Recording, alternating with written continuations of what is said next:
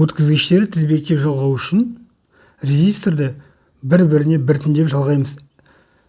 Біріншісіне, екіншісіне, үшіншісіне, тағы сол сияқты 3-ке 4 бір-бірден біртіндеп жалғанады. Сол себепті ол тізбектеп жалғау деп аталады. Тізбектеп жалғағанда тоқ күштері өзара тең болады. Яғни ол констант I1 тең I2, I2 тең I3. Әрқайсының тоқ күштері теңестіреміз. Сонда I жалпы бізде жалпы тоқ ол I1-ге тең болады. Ал кедергілері жалпы қосындысына тең болады. Яғни мына үшеуін қосамыз, сонда бізде 3 кедергінің жалпы кедергі шығады. N кедергі болса, N рет қосасыңдар. Жалпы кернеу табу үшін де өзара барлығын қосып шығамыз.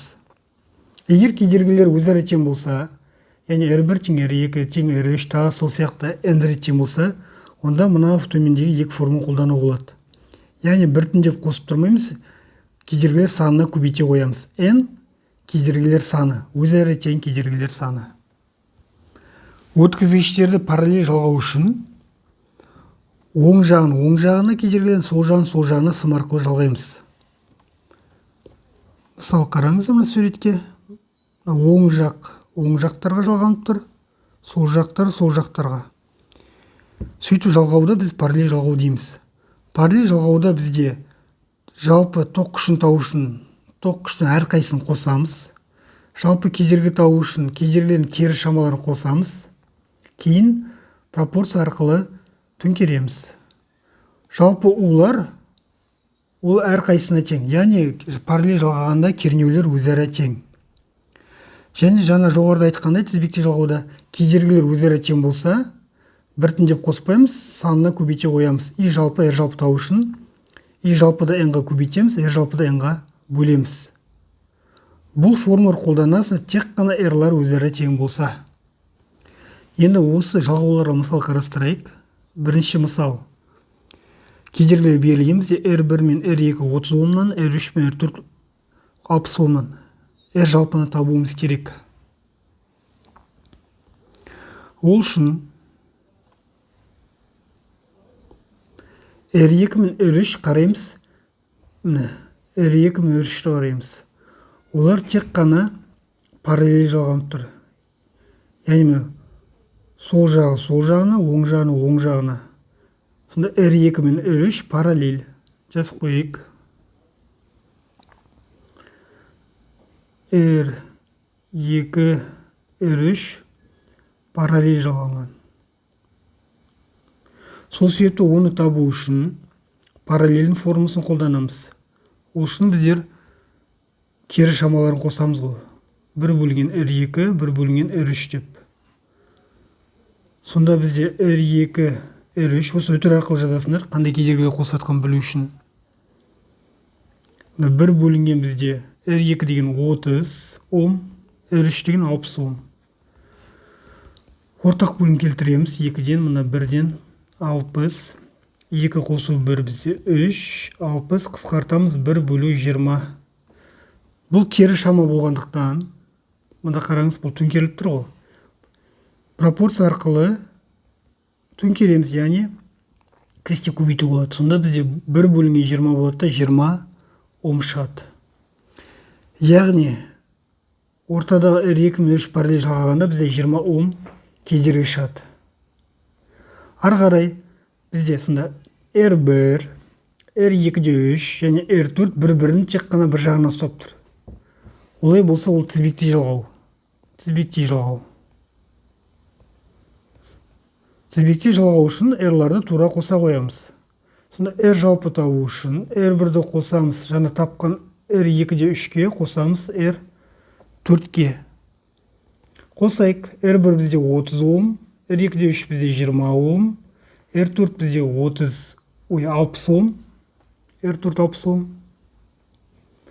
Сонда бізде болады 110 ом жалпы кедергі. Келесі екінші мысал.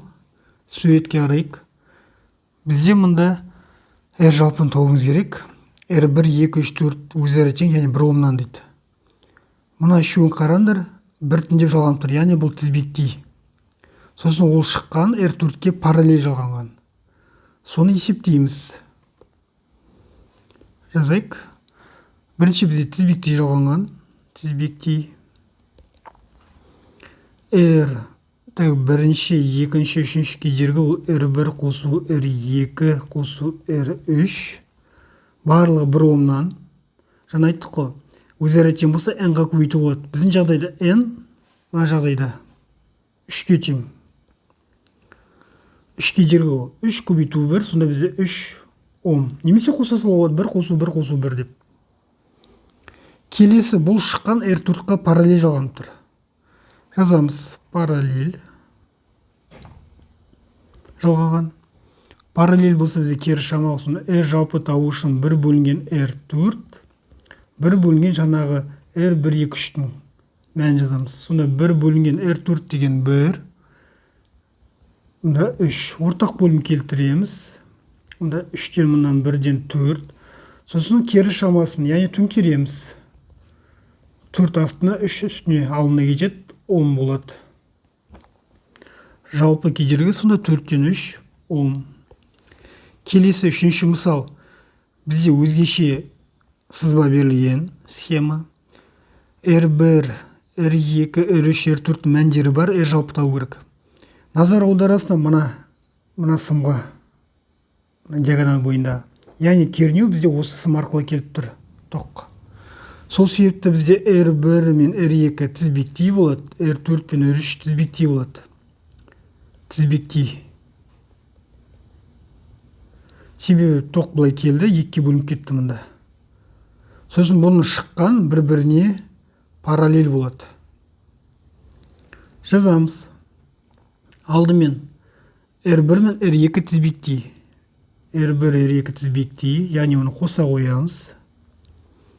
3 ом қосамын 7 ом, болады бізде 10 ом. R3 пен R4 тізбектей. R3, R4 тура қоса қоямыз.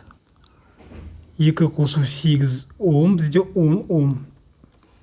Және бұл шыққандар бір-біріне параллель.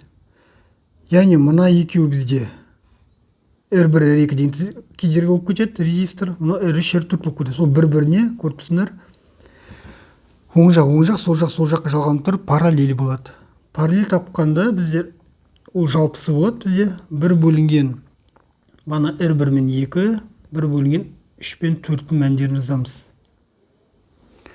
Сонда бізде 1 бөлінген 10 плюс 1 бөлінген 10, ортақ бөлім келтіреміз, ол 10.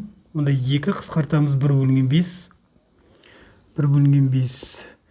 Енді біз оны төңкеруіміз керек қой. Бізге не керек? R жалпы керек. Пропорциямен төңкереміз крестеп, сонда бізде 5 бөлу 1 болады, сонда 5 ом.